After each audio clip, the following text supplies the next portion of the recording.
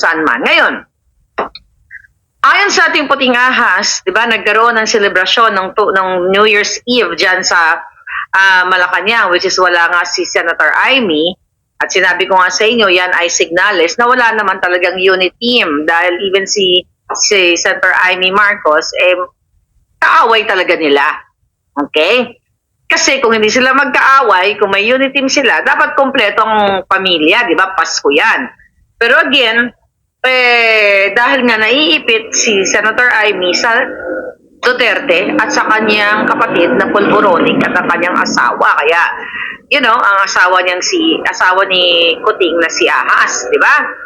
So, yan ang nangyayari sa loob. Nagalit na galit ngayon si Kuting, si Ahas, ang mga ahas sa palasyo kung bakit nalalaman ko itong impormasyon na ito. Kaya gumagapang sila ngayon, naghanap sila ng mga tao kung paano gurgurin yung ating mga informante, ating mga puting ahas, at kasama na ako doon. So, kailangan talaga namin ng boses ng bayan. Kailangan namin ng tulong ninyo kasi mga kapalangga, sa pamamagitan ng pag-amplify o pag-echo ninyo sa mga vlogs natin dito, nalalaman ng taong bayan para hindi makaporma to mga ginayupak na to.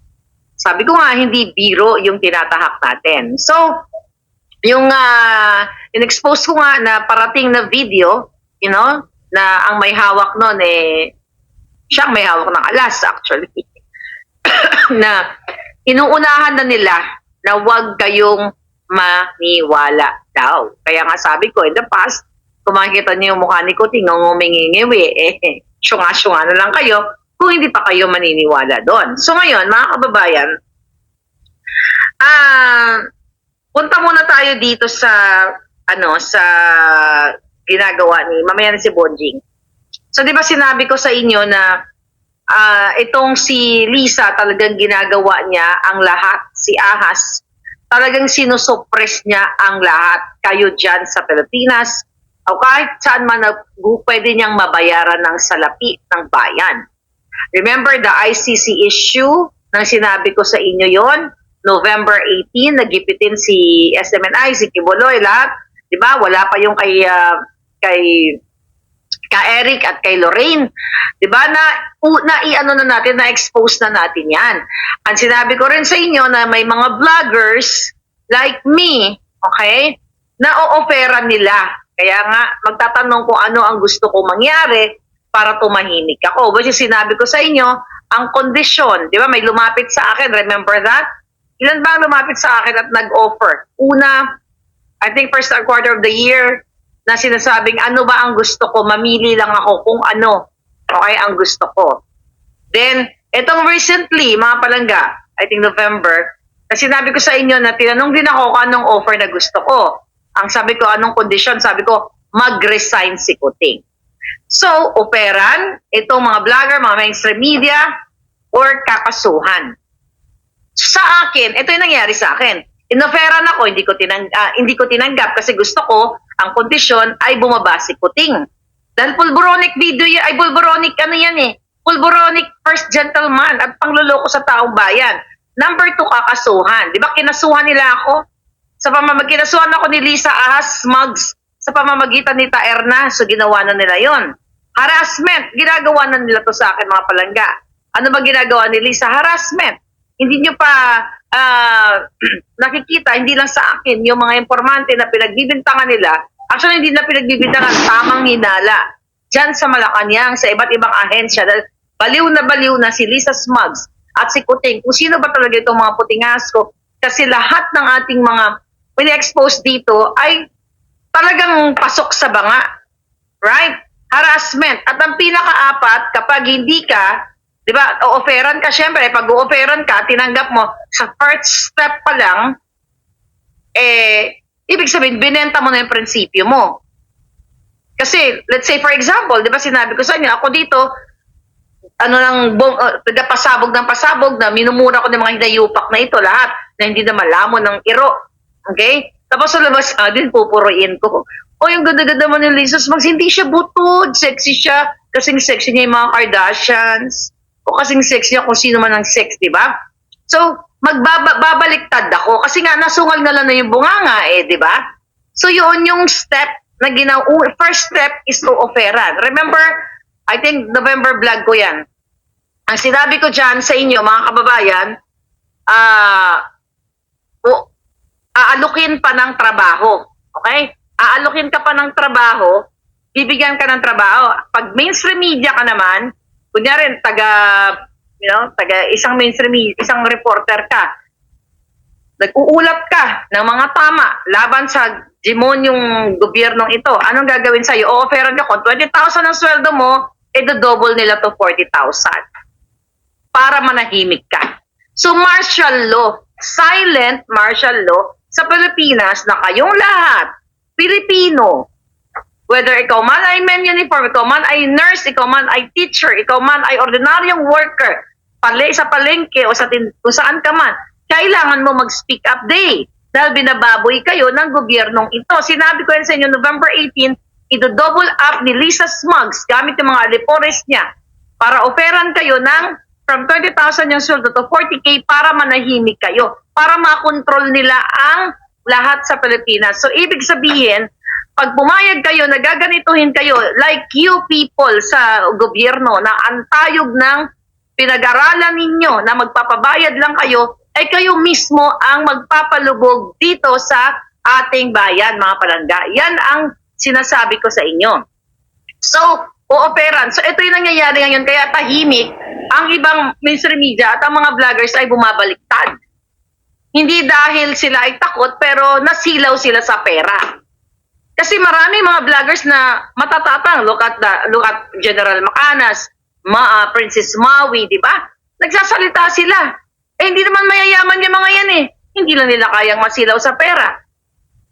Di ba? So yan ang ginagawa ngayon. Lalo na po ngayon, nung in-expose ko na itong parating, okay, na dumabas ang video, by the way, linawin ko lang, wala sa akin ang video. Okay, hindi pa nila pina-forward. Ngayon, mga kababayan, di ba, kakasuhan, okay? Gumagapa ngayon si Lisa Smugs. Di ba, next year, sa mga susunod na araw, linggo, malalaman ninyo kung sino-sino yung mga taong hinaharas nila ngayon. Kinakasuhan o inuungkat kung may mga kaso na patay na for so many years, ay inuutusan ni Lisa Smugs. Okay, natamnan ang taong pinaghihinalaan niya na isa sa mga ahas or against sa kanila. Okay? Ano ito? Harassment. Diba? Harassment. At kung hindi ka pa makuha sa harassment, gurgur ang aabutin mo sa gobyernong ito.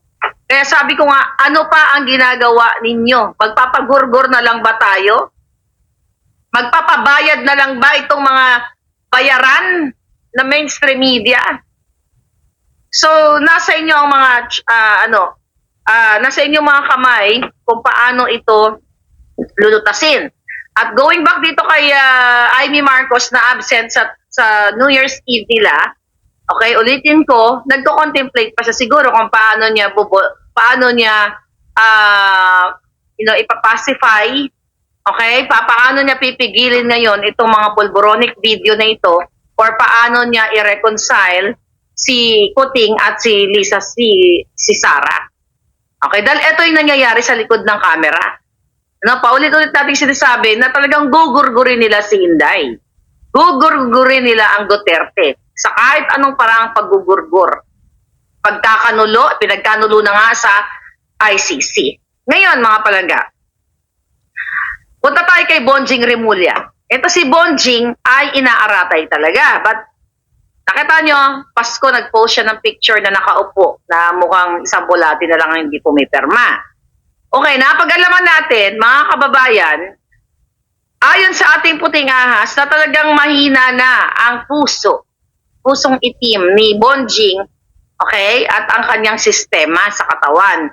Hindi naman tayo nag-wish ng pagka-gurgur niya sa sarili niyang, kaletsyan.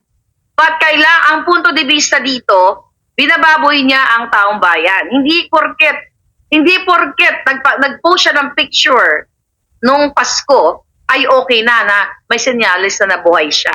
Okay. Mahigit na siya isang buwan, kung tama yung pagkabilang ko ng mga araw, kasi November, huli ko siyang nakita doon na may live siya. Di ba naalala no, June, nag-wellness leave siya for 10 days. Si Bonjing. Kasi nagkaroon siya ng bypass operation. Okay? So, okay yon. Kasi what? Kasi sinabi niya sa taong bayan na siya ay nakakaranas ng health problem. Okay? Pero ngayon, mga kababayan, ayaw niyang magsalita. Hindi siya nag-resign. Ayaw niyang sabihin. Hindi niya sinabi sa post na kung siya ba ay inaratay o hindi. Na counter yung sinabi ko. Sinasabi nila fake news. Pero paano mo papaniwalaan? Ilang buwan na siya, may isang buwan, na hindi nagbibigay ng live statement o audio niya. Okay? Bakit ka mo? Kasi kailangan pa niyang sundin ang mga marching orders ni Lisa Smugs. Simulan natin kay sa issue ng Digamo case, okay? 'Di ba? Si Remulla ang push doon sa mga eksena niyan. Kaya simulan natin doon sa Bilibid, okay? Kay General Bantag, kay Tebes, kay Bantag. So kailangan matapos ni Remulla ang mga marching orders ni Lisa Smugs. Dahil hindi naman si Kuting ang nag-uutos kay Remulla, kundi si Lisa Smugs. Okay? So, kailangan niyang tapusin ang kanilang mga pagnanakaw, panggigipit sa taong bayan. Tandaan nyo, si Bonjing ay sangkot din dyan sa Pogo. Okay? Ang dami kong vlog dyan. Si Bonjing ay sangkot din dyan sa Okada. Si Bonjing ay sangkot sa mga karumal-dumal o mga ginagawang kaletsyehan ni Lisa Smugs na panggigipit. Kaya hindi nila masabi sa taong bayan na resign na siya ay may sakit. Dahil ang mga marching order ni Lisa kailangan tuloy-tuloy kahit si Bonjing ay nakaratay. At ito po, uulitin ko, na pangloloko sa Pilipino, panggagago sa taong bayan, dahil bayad siya ng taong bayan at ilang buwan hindi nila sinasabi na siya ay nasa ospital. I confirm na nasa ospital siya. Huwag kayong magsinungaling, Remulla. Huwag niyong lolokohin ang taong bayan, karapatan ng taong bayan, ng taxpayers, na sasabihin ninyo kung kayo ba ay capable to perform your duties. Definitely you're not. Dahil isa kang asong julol ni Lisa Smugs. And definitely, pangloloko ang ginagawa mo sa taxpayers dahil responsibilidad mo bilang DOJ, di ba, Department of Justice, Secretary, nasa naman ang hustisya ng taong bayan, nasa ng hustisya ng taong bayan para sabihin ninyo, malaman ng taong bayan kung ikaw nga ay inaratay ka at sumisweldo ka ng hindi ka nagpapakita sa taong bayan. At ang dami kong puting ahas na nag-confirm nito. So, ang nakikita ko dyan, ito lang ang sasabihin ko sa iyo, Bonjing. Ano ang mas mahalaga? Ang perang kakamkamin mo sa ngalan ng kawalang hiyaan at pagkagago sa taong bayan? Okay? Ang taong bayan? O yung health mo? Diba? Ano ang lihim sa iyong pagkawala ng more than a month or, ng matagal na panahon? Ano ang lihim na ginagawa mo na nakaratay ka sa banig? Nakaratay, inaratay. Tatandaan mo, mga palangga. Diba? Ito nga, kakarmahin kayo sa lahat ng kawalang hiyaan nyo sa taong bayan. Diba? So, hindi nyo kaya. Diba? Kung kaya nyong manipulahin ang pera ng bayan, magbayad kayo ng mga taong mga haras sa amin, hindi nyo kayang bayaran si kamatayan kapag kinuha na kayo. Right? Hindi natin lahat kayang bayaran. Actually, hindi mo kayang bayaran ang karma kapag kinakarma na nga kayo eh. Sa lahat, hindi mo kayang pigilin kung gugurgurin ka. Okay? Gugurgurin ka na ng tadhana. Lahat tayo, hindi natin kayang pigilin yan.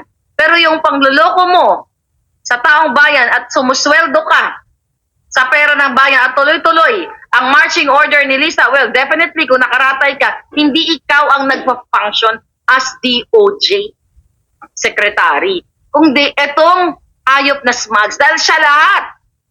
Imagine nyo, dyan sa gobyerno, kayo sa PNP, dahil marami tayong mga kaibigan matitino naman.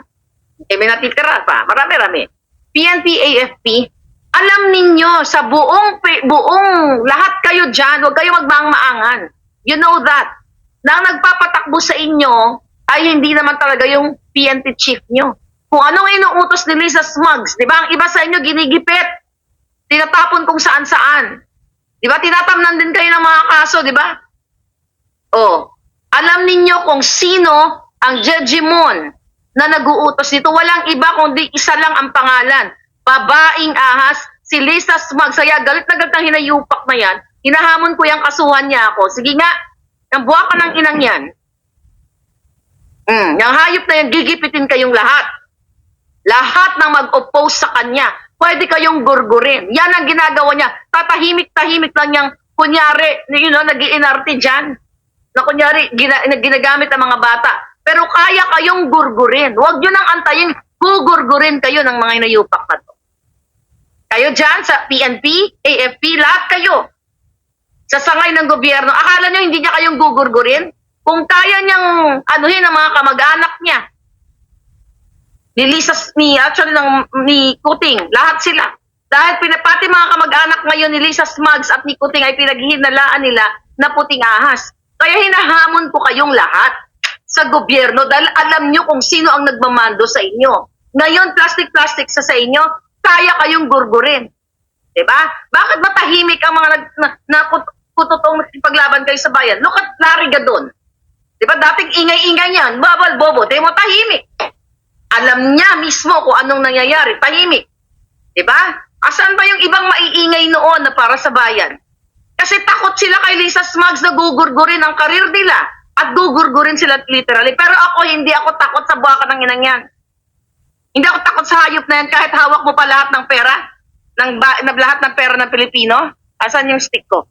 Kahit hawak mo pa, hindi ako takot. Hindi ko makita yung stick ko dahil nagilpit kami. Okay? Palangga. Alam mo, takot ako sa'yo, Lisa Smugs. Kahit ubusin mo pera ng bayan, hindi kita tatantanan. Dahil darating ang araw, ilulubog ka namin sa Kumunoy. Tandaan mo. Diba?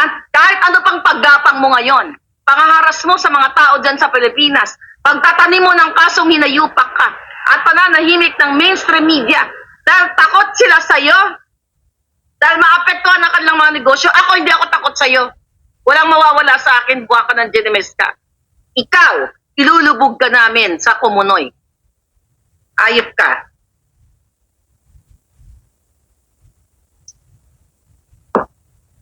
Ngayon, mga palangga, doon sa ating expose ngayon, ay natataranta si Lisa Smugs. Hinahanap niya nga na ngayon kung sino ang may hawak ng video at bibilhin niya. Yan ang nakarating sa atin ngayon. Hinahanap niya ngayon kung sino ang may hawak ng video ng pulburon. Dahil bibilhin niya. So sorry ka na lang. Nakakalat na yan. At I don't think na ang may hawak niyan ay ipapagbili niya. Mga kababayan, sobra na ang Marcos administration na ito. Kailangan nyo nang kalusin. Dapat, bago itong taong 2024, ilulubog na natin sila lahat. Kaya yung may mga hawak ng mas malupit na alas, ako ay naging kasangkapan lamang ng tadhana. Naging kasangkapan lang ninyo. Nasa Amerika, wala akong tutusin, wala akong kinalaman, di ba? Kung hindi nag-forward sa atin ang mga impormasyon kung gaano kahayop ang ginagawa ng gobyernong ito, wala akong malalaman. Ginamit ako ng tadhana. Naging instrumento ako para sabihin sa taong bayan. At I challenge you also, yung may mga hawak ng alas, you speak up. Now na, mag-speak up na kayo. Dahil binababoy kayo ng isang hudas na babaeng ito, kasama si Kuting, syempre, na mandorobo, di ba? Remember yung kanyang actually recently ko lang pinanood yung interview niya na nagpost, kinukwento ni Roy ng Bagong Lipunan na binablog niya yan Na nung panahon na nasa New York sila ay pumuslit siya doon sa Miss Saigon. Wala silang ticket, nag-arte siya. Nag-arte si Lisa Smugs. Nakikipag-away doon at bilib na bilib si Kuting doon, di ba? Na nakakuha sila ng ticket. Doon pa lang, actually hindi ko napanood yun during the campaign eh. Si Roy ang ano sa akin nun. But anyway, doon pa lang na itong hayop na to, illegal talaga ang ginagawa. Illegal ang kanyang gawain. Na kaya niyang pumuslit, makipag-away. Imagine mo makipag-away kahit wala siyang ticket para makuha niya yung gusto niya. Kaya ganito kahayop itong First Lady Ahas ninyo. Kung sa ticket lang ay kaya niyang pumuslit, magkano lang ang ticket pag bumili ka ng mga concert na yan? How much more yung billion na hawak na nila? Nasa control ni Kuting. Isang stroke lang, okay? Isang perma lang ay makukuha na nila ang bilyon yung pera. At you, people, lalo na sa kaming mga ordinaryong tao, kaming walang kapangyarihan. Diba? Wala naman kaming kapangyarihan para i-counter tong mga ito eh. I mean, in terms of legalities, filing a case, impeachment or whatever, ipakita sa taong bayan, kayo yung nakapwesto. Diba? Kayo yung nandiyan, kayo yung may power. Kaming mga taong bayan, susunod na lang kami kapag inumpisahan nyo dyan sa Pilipinas ang laban. Actually, inumpisahan ko na nga eh. Wala na nga kayong kahirap-hirap. Dati naduwag pa nga kayo, di ba? Hindi ko naman sinabing naduwag yung iba. Pero ang iba sa inyo, nag-aantay ng tamang panahon. Tapos sinimulan ko na, 1 taon na akong nag-iingay dito. Sabi ko nga, 1, 2, 3, 4 na tao at ang mga palangga kong mga nanonood sa akin ang naging kakampi ko sa katotohanan. And now, worldwide, even the pink lang ones na sinasabi natin na, ganito, ganyan, kasama na natin sila. Even, anong kulay, even yung mga katulad dating mga pula, na dating pula na binudol, sama-sama na tayo. So, ito mga kababayan, ang ginagawa ni Lisa Smugs, naghahanap siya ngayon ng manggugurgur sa ating lahat. Even yung mga nagpo-post dyan mga nagko-comment, especially yung mga lagi kong kasama, mga palangga, na lagi kong, kasama at na-associate sa akin. Sinususog ng mga putang inang to. Ganon sila kapikon na pikon dahil kung walang weight, walang bearing itong pinagsasabi ko, iba-brush off lang nila to. Pero dahil pinag-uusapan na tayo ng mga Pilipino sa buong mundo, yung ating ini-expose dito. Kaya naman naghahanap si Lisa Smugs ng mga taong mababayaran niya para gurgurin ako, gurgurin kayo. Diyan sa gobyerno, yung mga puting ahas ko, minaman-manan na kayong lahat. Kaya talagang dobleng ingat tayo, pero hindi naman tayo dapat mag-iingat eh. Dapat tayo ang maggugurgur sa kanila. Ilagay natin sila sa kumunoy. Sila ang nag-traidor. Sila ang naghudas sa pera ng bayan. Di ba? Lahat ngayon, mainstream media. Nakita nyo ba? Hindi ba napapansin yung Pilipinas? So, ano nangyayari dyan? Josephine, thank you. You're there. So, ito po ang malupit ngayon. Ang target nila ngayon, 2024, hindi para palaguin ang Pilipinas. Ang target nila, tatargetin tayo lahat. Lahat ng magsalita against sa gobyernong ito, sa Pilipinas man o sa abroad, tatargetin nila lahat. Ito po ang project ni Lisa Smugs ngayong 2024. Na dapat manahimik na si Maharlika, manahimik na lahat para wala na mag-o-oppose sa kanila. Kaya nga nananawagan ako sa may hawak ng video, ilabas nyo na yan. Huwag nyo nang patagalin kasi excited na ang lahat. Diba? At katuwang dyan, okay? Magkakatuwang silang lahat dyan. Lahat ng mga in-appoint ni Lisa Smugs. Nakita nyo lahat sa kanya lumalapit dahil siya ang nag-a-appoint ng mga sanggano. Siya ang nag-a-appoint na may record ng pagnanakaw. Si Lisa ang nag-a-appoint ng mga corrupt sa Bureau of Corrections, Bureau of Customs. Lahat ng ahensya, hawak niya. Ganito kalupit ang bayan ninyo. Tapos sasabihin nyo, you are proud Filipino. Paano ka magiging proud kung itong bulinggit na tiyanak, butod-mudlo ang nagpapatakbong hinayupak na yan na basura yan. Kaya ibasura nyo uli. Diba? Basura yung babaeng yan. Isang dugyot. Tignan mo yung itsura niya. Diba? Dugyot to the highest level at lalong dinudugyot ang ating ang ating bayan, mga palangga. Ngayon, Wing Chan, thank you so much. Delikado. Mayroon ng tambaluslos, oh. Alright? May tambaluslos na pangalan. Alright.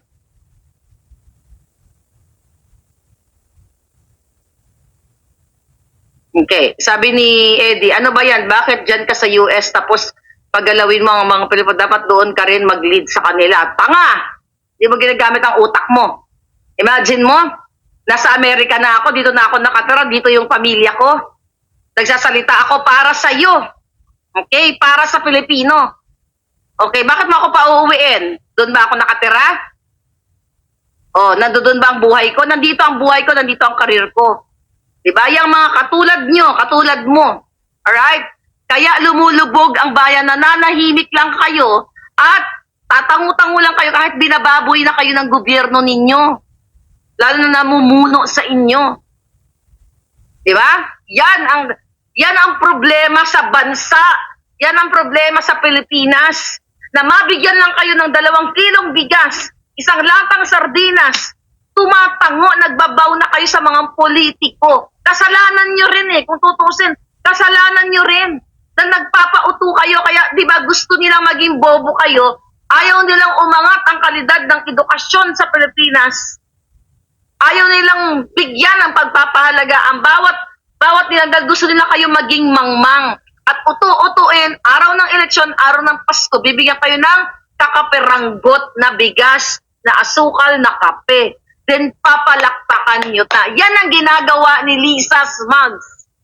Bibigyan, palaro dun sa Malacanang, yung mga bata, in-invite. Diba? Pagpapanggap, hindi yan totoong mahal niya ang mga kabataan. Diring-diri siya sa inyo. Diba? Kasi ang tingin na sa sarili niya, very New Yorker na what? New Yorker sa ghetto. Harlem, very Harlem. Dahil hindi naman talaga mayaman yung hinayupak na yan. Di ba? Kung mayaman yan, nanggagansyo ng ticket sa Miss Saigon. Di ba? Ang tunay na mayaman, hindi yung tunay na tunay na mayaman, mali ako doon. Ang tunay na may kredibilidad, di ba, may integridad, may pinapangalagaan kang pangalan, hindi ka manggagansyo, hindi ka gagawa ng mali. Diba? Dahil ang mga mata sa'yo ay nakikita, hindi lang kahit may nakatingin sa'yo, diba? Personally, sa loob-loob mo, imagine mo, asawa ka ng Marcos, what do you expect? Ano ba ang reputasyon ng mga Marcos? Diba? Kawatan.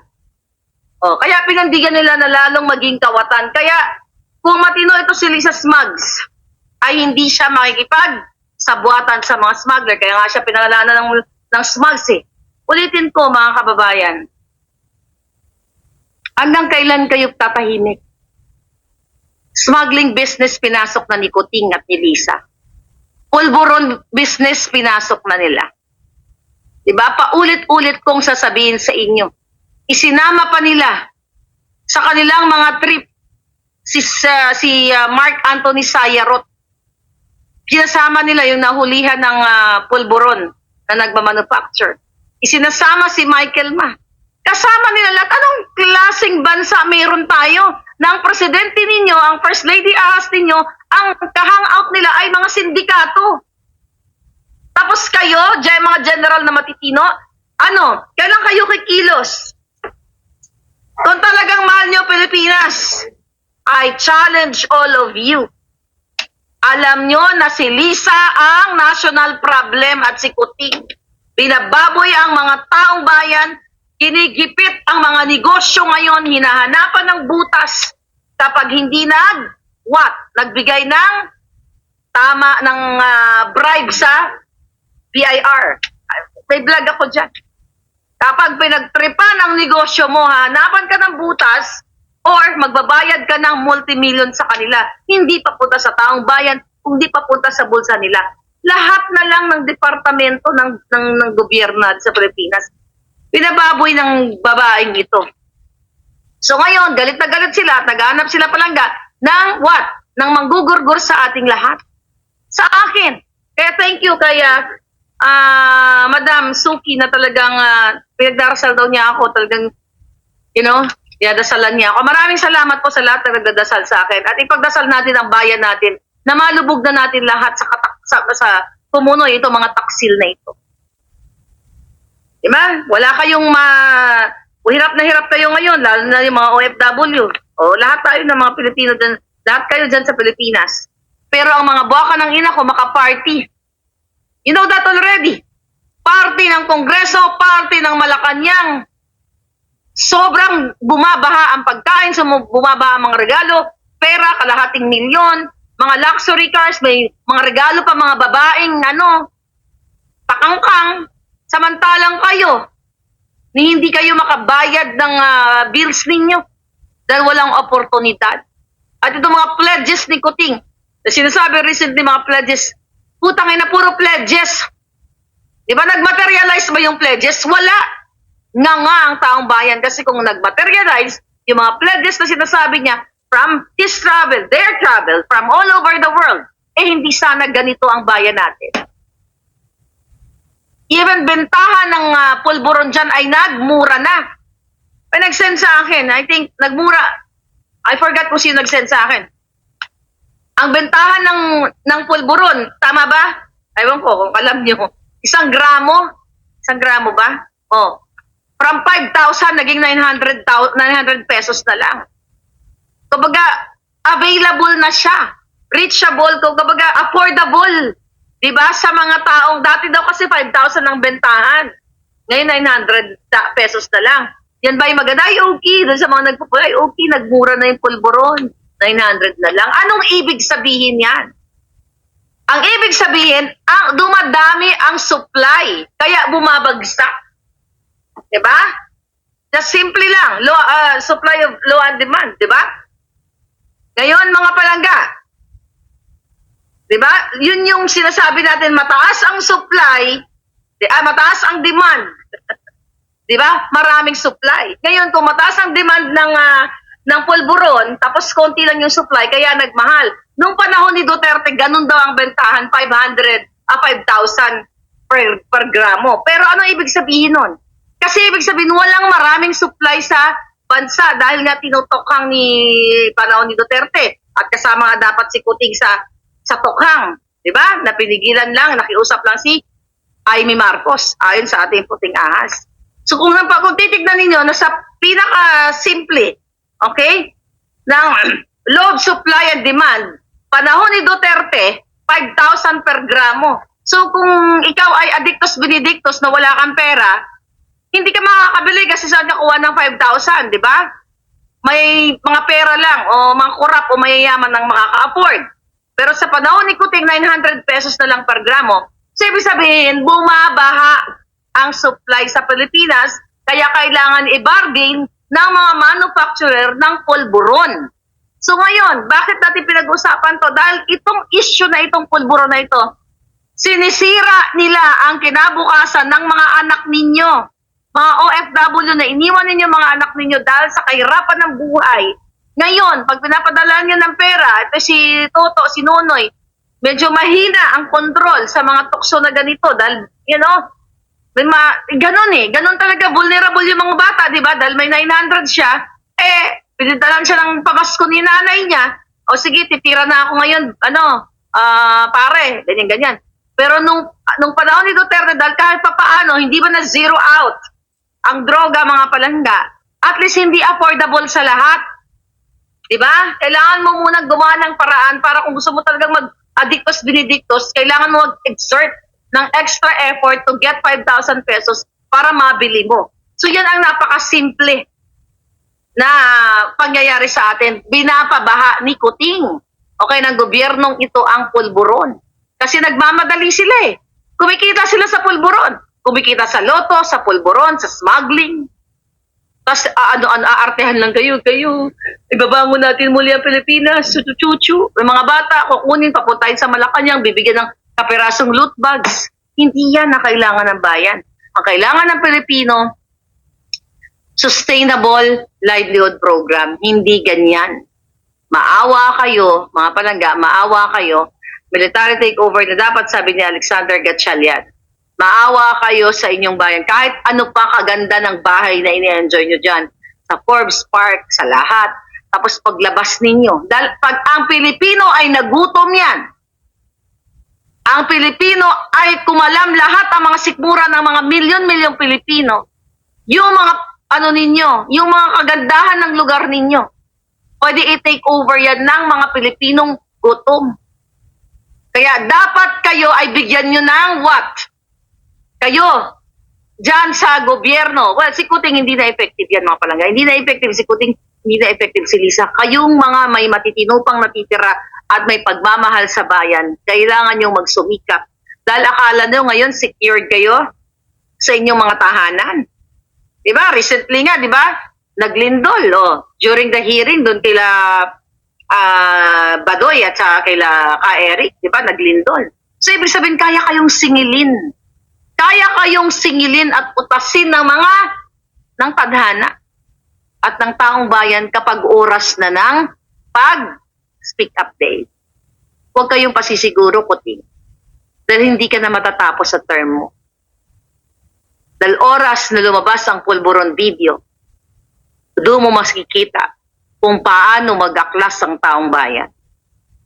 Kaya nga, challenge doon sa may hawak ng pulburon video. Ano pang inaantay ninyo? Gusto nyo, boljakin ko pa kayo. Diba? Sana all makakita ng video, sabi ni Sweater Mergis. Pero, you know what, mga kababayan, alam mo, nakakaawa talaga tayo. Nakakaawa talaga Pilipino. Nakakasuka yung ginagawa sa inyo. I mean, marami namang bansang mga, well, wala namang perfect na bansa kahit dito, maraming mga eksena, pero syempre, I cannot compare America and the Philippines, di ba? Dito, mga kawatan, pumapasok na sa mga mall, pinababayaan lang, di ba? Ang kwento ko sa inyo, naka-witness nga ako, harap-harapan, parang nag-shopping lang siya, di ba? Pero sa Pilipinas, anong ginagawa ng mga tao ngayon? Di ba? Bangag. Dahil sa problema. Di ba? Yung iba nagpapatiwaka dahil hindi yun nakaya ang problema. Hindi yun nakayang solusyonan. At, you know, ito'y dahilan, ito ang mga dahilan kung bakit kayo nagkakaganyan dahil sa ginagawa ng gobyernong ito. Dahil ang trillions of budget now for 2024, excited sila kung paano nila ibubulsa yan. So, if I were you, dyan sa Pilipinas, kung kayo man, okay, kayong mga men in uniform na sukang-suka na at binababoy kayo ni Lisa, mag-speak up day na kayo. Alang-alang sa inyong mga anak. Alang-alang sa kinabukasan ng taong bayan. Kaya ako lumalaban eh. You know what? Sabi ko ulit-ulit ko nga eh. Natikman ko na. Kahit pa paano natikman ko na lahat ng mga masasarap na pagkain na gusto kong tikman. Naapakan ko na ang lugar na pinangarap kong apakan. Although hindi ko pa naman naikot ang lahat ng mundo. Kaya bago ako matsugi sa mundong ito, di ba? Gusto ko kahit pa paano ang mga Pilipinong hirap na yun ay talagang maibsan yung kahirapan nila. Ultimong pambiling bigas na mga yan, hirap na hirap, walang makain, walang pang noche buena. Ito yung sinasakit ng dibdib ko, mga palangga. Nakakaawa yung mga, you know what, yung mga lumalapit sa akin, I'm sorry, hindi ko kayo mabigyan. Dahil wala naman akong perang, buti sana kung bilyonarya ako, bakit hindi? But bibigyan ko kayo ng opportunity para kumita ng pera, hindi lang yung ayuda-ayuda lang, di ba? Sino ang pwede magbigay sa inyo yan, mga palangga? Gobyerno, kaya nga tayo may gobyerno, kaya nga tayo may tax, kaya nga tayo bumuboto tuwing eleksyon para maghalal na mga leader na magbibigay ng kabutihan. Pero paano tayo makahalal ng leader na ang intensyon ay kabutihan? Mismo ang Smart Magic, based sa signed affidavit kay Atty. Glenchong ay kinuntsaba ni Lisa at ni Kuting para i-make sure na makukuha siya ng maraming boto. So saan patutungo Pilipinas? Kawawa kayo. Even yung mga loyalista na sumigaw kayo ng Marcos, nakita ko kayo, nagkita tayo dyan. Ni hotdog. Yun na, naalala ko, kinuwento sa akin ng mga taga Cavite. Yung grupo Avengers ba yun? Yeah, right? May nagbigay ng hotdog dun sa HQ, may nagbigay, at least. Tapos nalaman ni Lisa Ahas, galit na galit, bakit daw binigyan kayo ng hotdog? Hotdog, red hotdog. Yan, naalala ko mga kwento, galit na galit ako nun. Hanggang ngayon, galit na galit ako.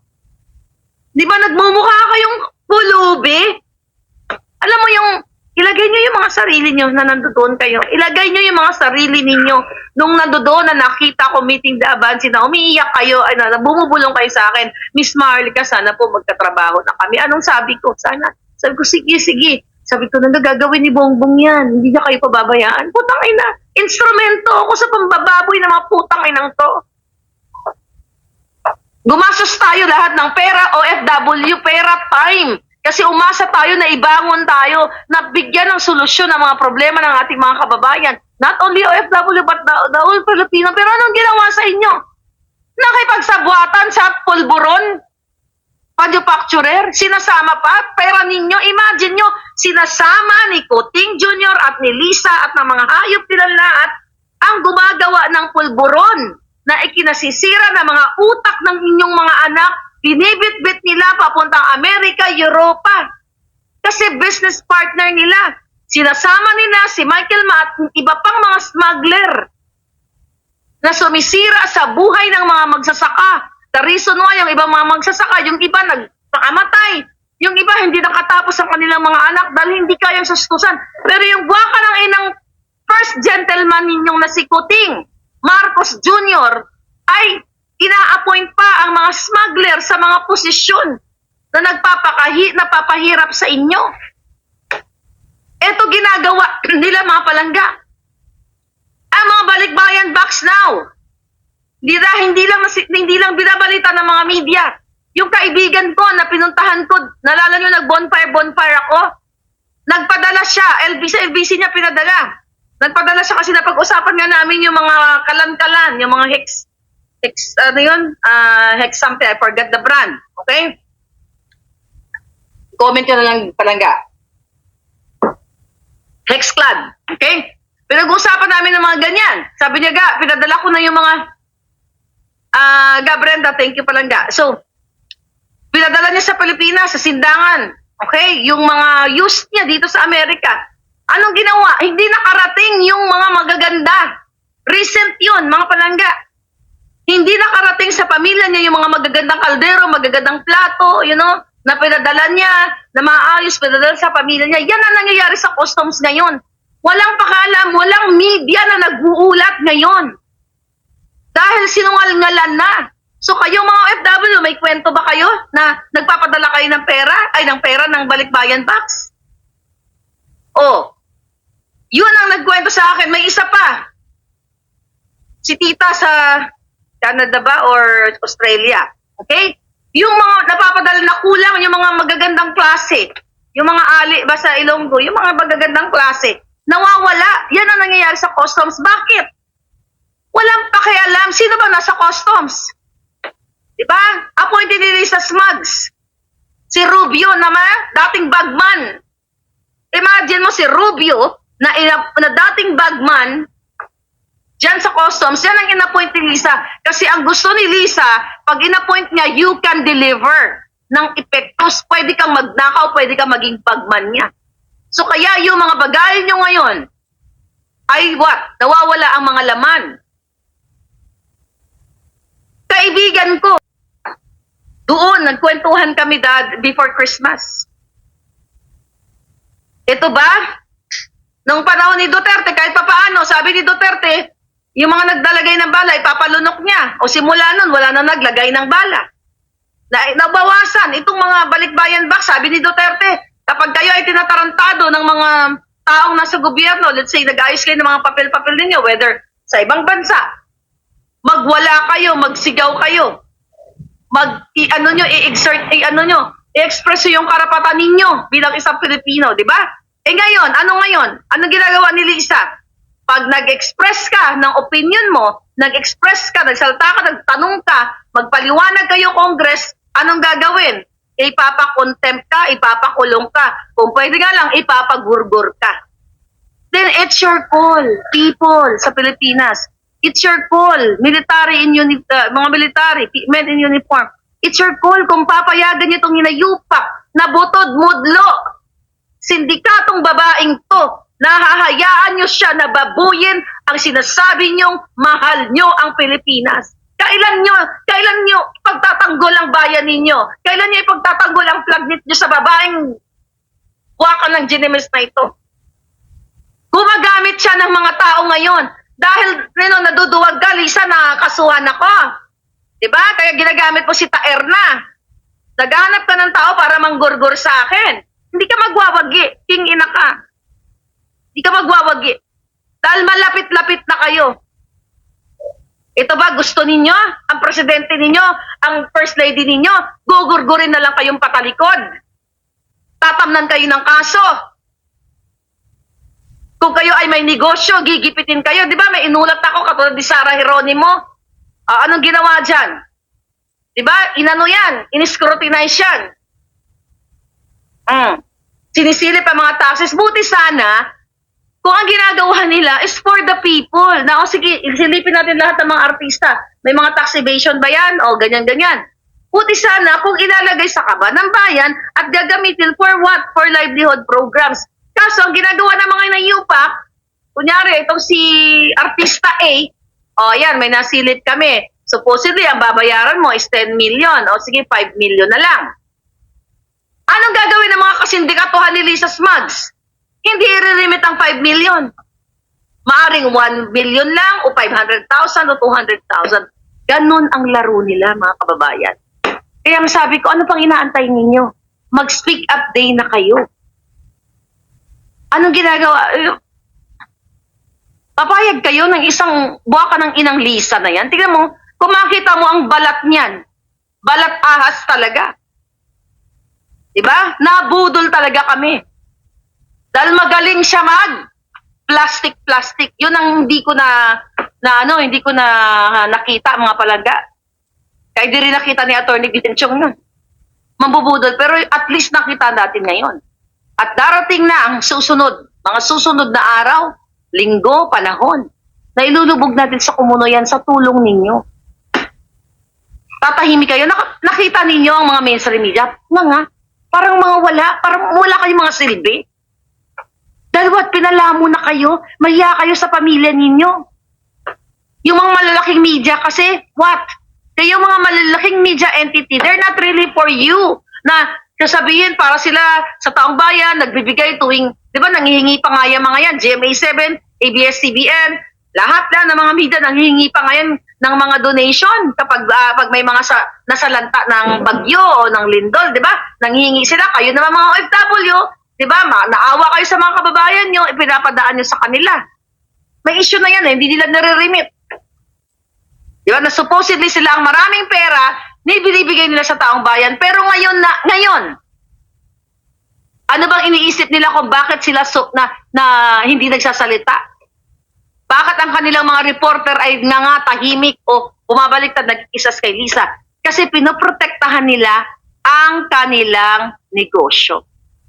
Remember, isa sa pinakauna kong in-expose sa inyo na ayon sa ating puting ahas, na yung kapatid ni Lisa Smugs, na si Martin Araneta, ang nagbo-broker between ABS-CBN, okay, and News 5, okay, TV5, ang nagbo-broker, kung tama ang pagkaalala ko, ang nagbo-broker na nagbigay ayon sa ating puting ahas, nagbigay ng 600 million kay Lisa Smugs bago pa umupo si Kuting.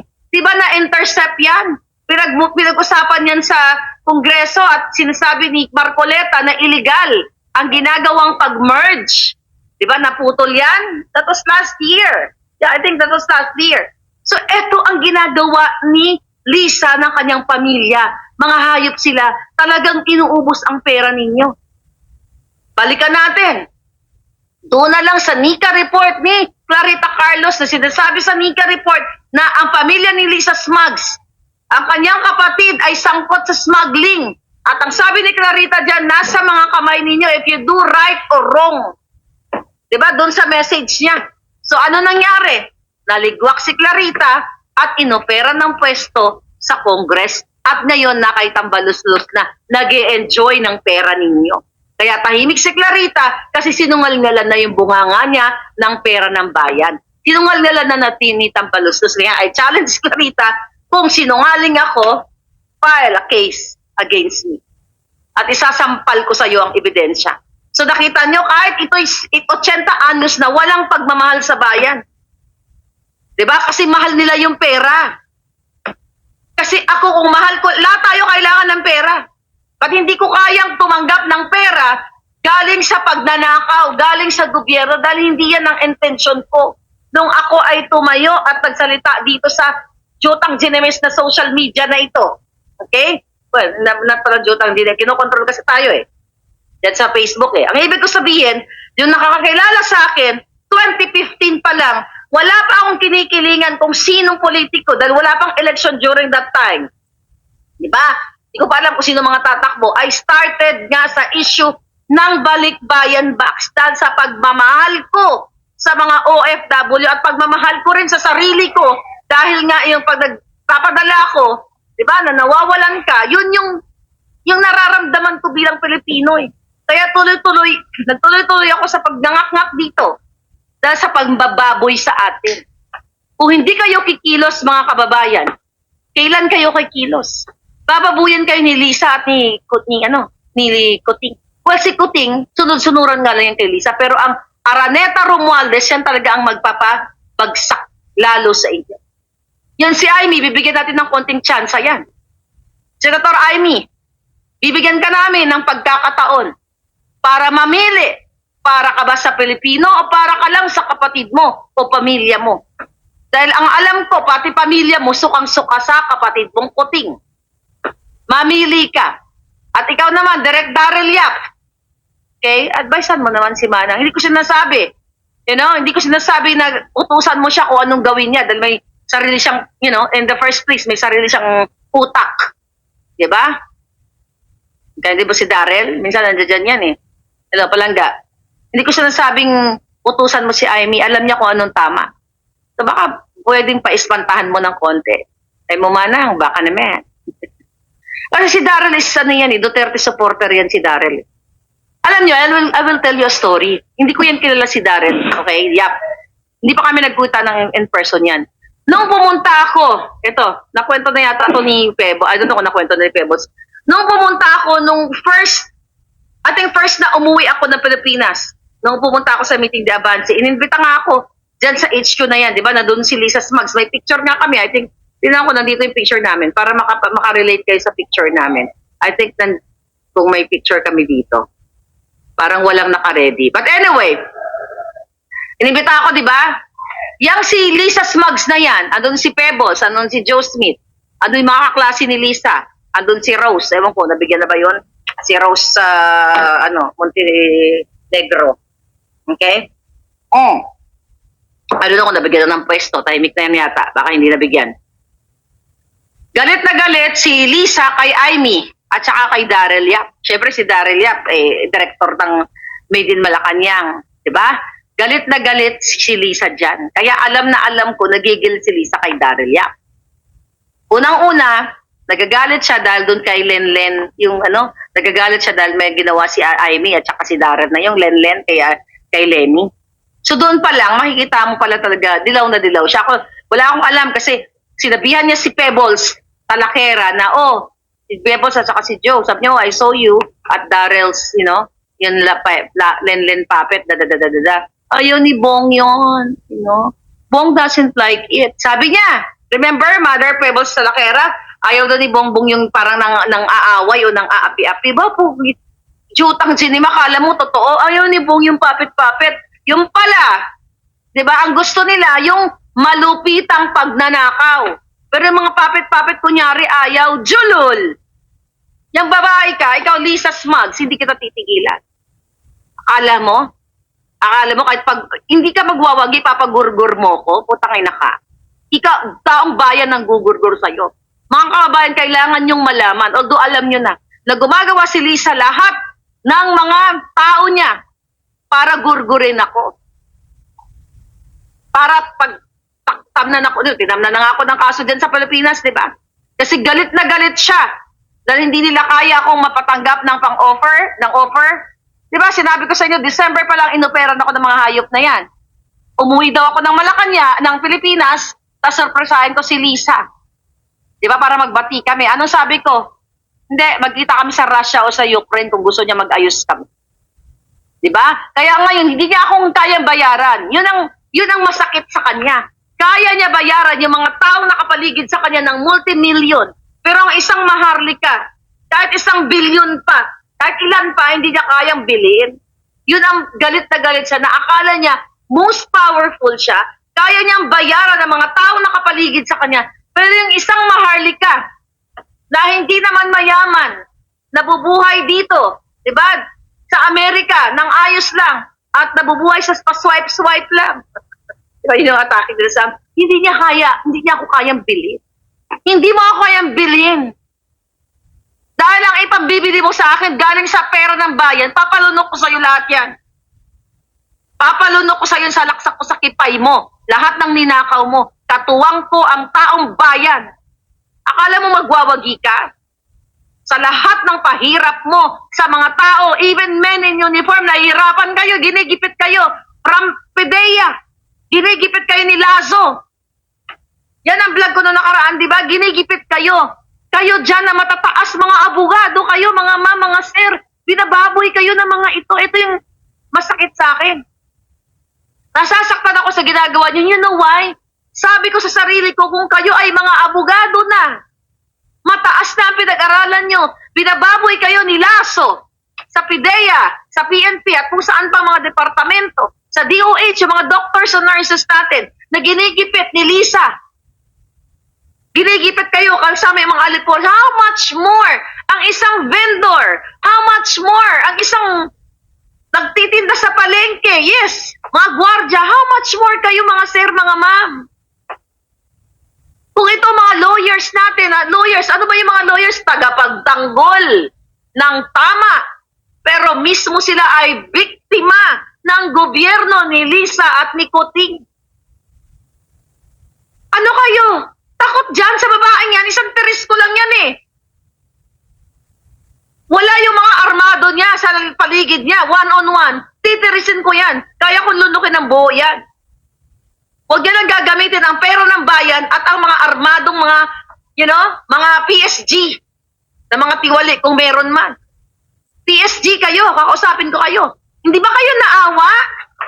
May isa kayong kasamahan na nagpatiwakal. Hindi na nakasama yung kanyang pamilya nung Pasko.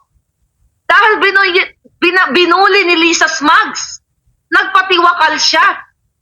Hindi ba kayo naaawa? Bakit? Dahil sinusungal-ngalan kayo ng pera ni Lisa galing sa pera ng bayan? Wala na ba talaga kayong pagmamahal sa mga sarili ninyo at sa mga pamilya ninyo at sa mga kalahi ninyo at sa flag na sinisumpa-sumpa ninyong mga inayupa kayo? Ilan ang pinagtatanggal ni Lisa dyan sa likod na hindi nyo lang alam, mga kababayan? Mga nasa likod. When I say sa likod, nasa loob mismo ng Malacanang. Dahil pinagdududahan niyang mga puting ahas. Kung tama ang ginagawa nila, mga kababayan, ni Kuting at ni Lisa, walang ipapanganak na puting ahas. Kung tama para sa Pilipino, walang magsusumbong kay Maharlika na ganito, na ganyan.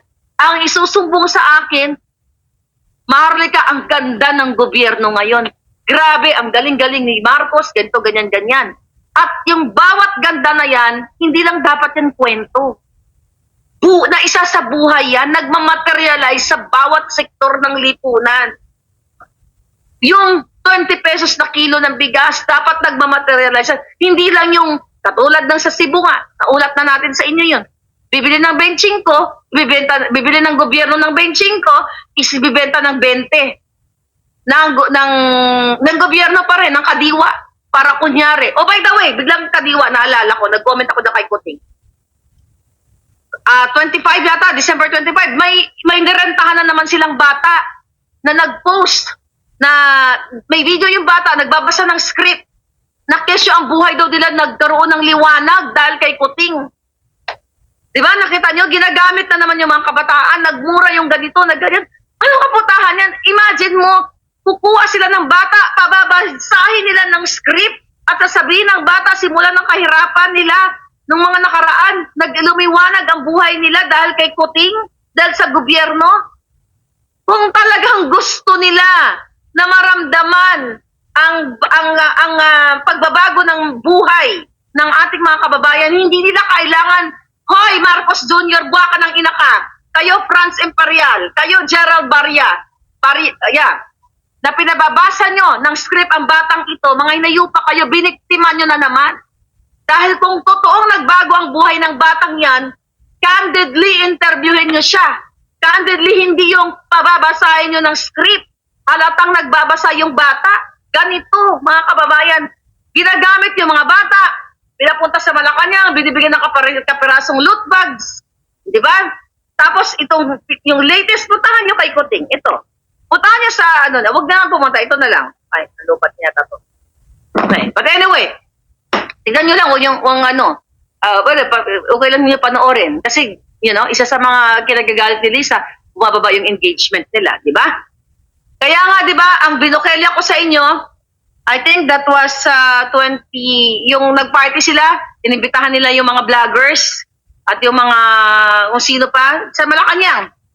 Yun ay, sabi ko nga, huwag kayong magpapabudol muli.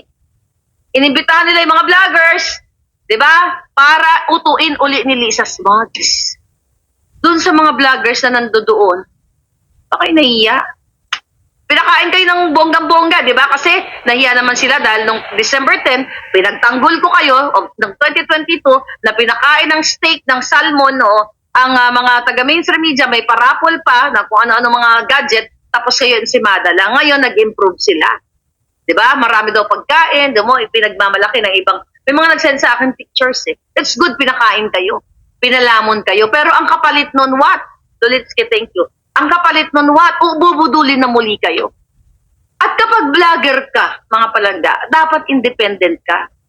Okay lang magkaroon ka ng friends. Dapat independent ka sa iyong pagsasalita, pag-aatake sa gobyerno. Kasi you're there, kung political vlogger ka, hindi ka naman pakyut eh.